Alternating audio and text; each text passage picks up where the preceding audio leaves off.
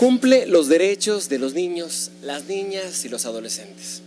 Es una solicitud, pero cuando hablamos de derechos, hablamos de declaraciones, de algunas leyes, de acuerdos que se han hecho a nivel internacional, a nivel nacional. Pero cuando hablamos de derechos, nos referimos a la vida, la salud, la educación, el entretenimiento o la recreación, más bien conocido, y muchos otros. Pero ¿qué tal cuando nosotros también tenemos una voz que solicita que sea protegido? Así es, como eso que dice ahí. O que de repente quieren ser escuchados también en su pensamiento, en su sentir. Estamos hablando de niños y niñas que son vulnerables y que son expuestos a muchas situaciones, pero porque tú eres, en teoría, quien debe de velar por ellos. ¿O qué tal si pedimos respeto, sí, a su existencia y no dejemos de fuera comprender? Porque cuando hablamos de comprensión, hablamos de diferencias, ¿sí?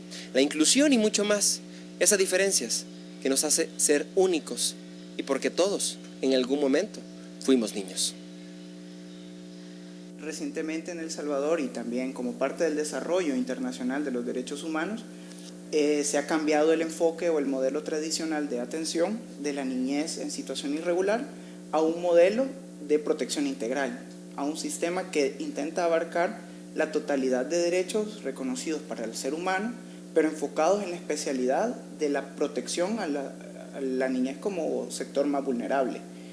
Los derechos del niño son un conjunto de normas de derecho internacional que protegen a las personas hasta determinada edad. Los derechos fundamentales, por ejemplo, tenemos la vida, la integridad física, la salud y la seguridad social, la alimentación equilibrada, su nombre y nacionalidad, tener una familia y no ser separados de ella, el cuidado y amor, la educación y la cultura, la recreación y la libre expresión de su opinión.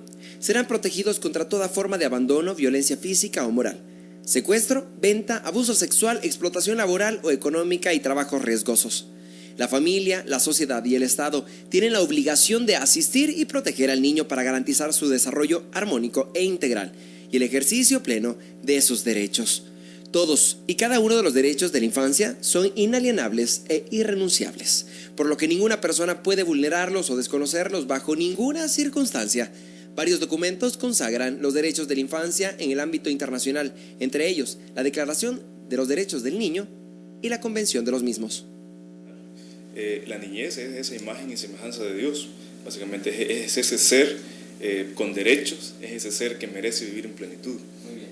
Un niño o una niña es todo ser humano, menor de edad, y desde la Constitución menor de los 18 años es considerado un niño o una niña, y pues tiene todos los privilegios, derechos y deberes que la Constitución nos dicta, ¿verdad? En la educación de un niño y una niña formamos parte de los padres de familia, formamos parte de la escuela, forma parte la comunidad en sí, forma parte de todas las pautas culturales a los que el niño se enfrenta o está rodeado. El escenario donde él se desenvuelva, pues es quien va a ir formando su personalidad, quien va a ir determinando su desarrollo.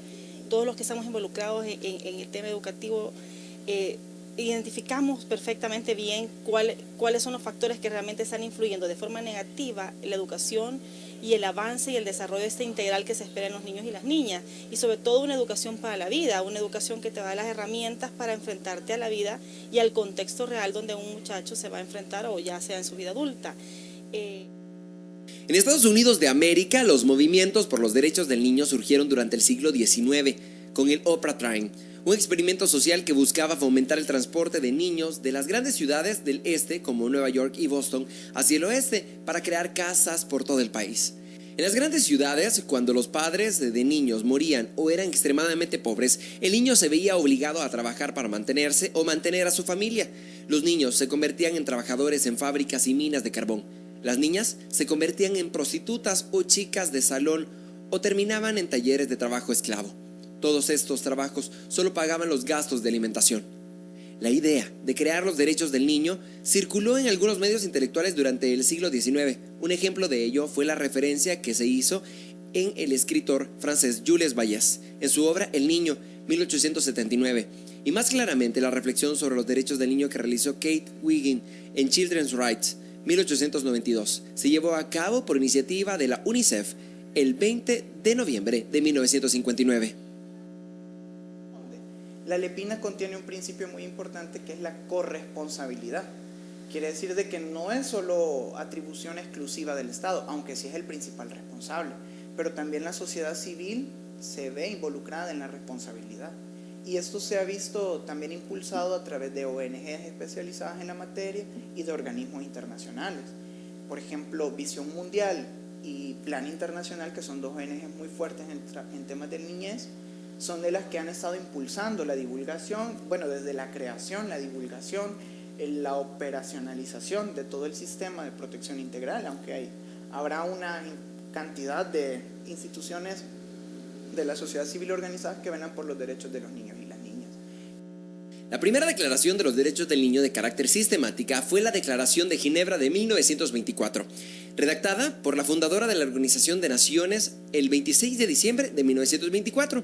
Las Naciones Unidas aprobaron en 1948 la Declaración Universal de los Derechos Humanos, que implícitamente incluía los derechos del niño. Sin embargo, posteriormente se llegó al convencimiento de que las particulares necesidades de los niños y niñas debían estar especialmente enunciadas.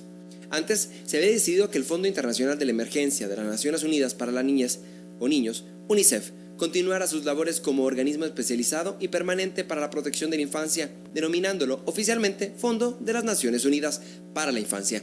A partir de 1975, con ocasión del Año Internacional del Niño, se comenzó a discutir una nueva declaración del derecho del niño, fundada en nuevos principios. A consecuencia de este debate, en 1989 se firmó en la ONU, Organización de Naciones Unidas, la Convención sobre los Derechos del Niño y dos protocolos facultativos que la desarrollan. A partir de la promulgación de la Convención de 1989, se ha ido adecuando la legislación interna a los principios contemplados en la declaración, aunque la legislación y sistema jurídico de cada país suele ser diferente. Casi la totalidad de los países han ido consagrando medidas especiales para su protección a nivel legislativo e incluso derechos constitucionales. Verdaderamente que nuestros niños vivan en esa plenitud, ejerciendo progresivamente sus derechos a la salud, a la educación, recreación. Necesitamos todavía caminar más, unir esfuerzos, entidades de gobierno, ONGs y el sector privado, ¿por qué no involucrarse en este aspecto? Nuestros niños actualmente, y lo hemos visto en las noticias, están sufriendo diferentes formas de violencia que van desde abusos sexuales, violencia, acoso, entre una diversidad de problemas que los vemos a diario en las noticias. Bullying es otra forma de violencia que también se está manifestando y nosotros estamos preocupados. Verdaderamente son grandes las cantidades de casos que se están reportando en las instancias, pero hay muchos casos que también están quedando en el silencio. Entonces nosotros queremos abogar por esa protección. Colores fuese el mundo siempre. Eso es lo que todos quisiéramos. A veces no crecer, pero ¿qué tal cuando de repente de niños quisiéramos no regresar al pasado? Por eso es que queremos que muchos niños y niñas queden con marcas, pero que nos hagan felices, o a lo mejor un mundo de colores, como todo esto, que es magia, ilusión, inocencia, pureza, castidad. Como esta canción que decía, de colores se pintan los campos en la primavera. Y a lo mejor sería maravilloso poder descubrir que papás y mamás como ellos, que ustedes ven, que ellos son también quienes están velando para que se dé esta sociedad donde necesita la base de la sociedad, que es la familia, que les esté procurando aquella promesa que dice, porque de ellos es el reino de los cielos. Cuidemos y velemos por los derechos de nuestros niños, niñas y adolescentes. Excelente, mi estimado Bravo, Patricio Nava. Excelente, mi estimado Buenísimo. Patrick. La verdad es de que una nota espectacular de los niños. La verdad es de que nosotros como adultos tenemos que respetar los derechos y deberes de nuestros niños. Bueno, para mí un derecho de un niño es jugar, la educación, la salud. Bueno, la educación entra también como un derecho. Es para un todos derecho y un nuestros niños. deber, Exactamente, ambas cosas. Es un derecho, o sea, es un derecho reconocido por nuestra Constitución y es el derecho a la educación.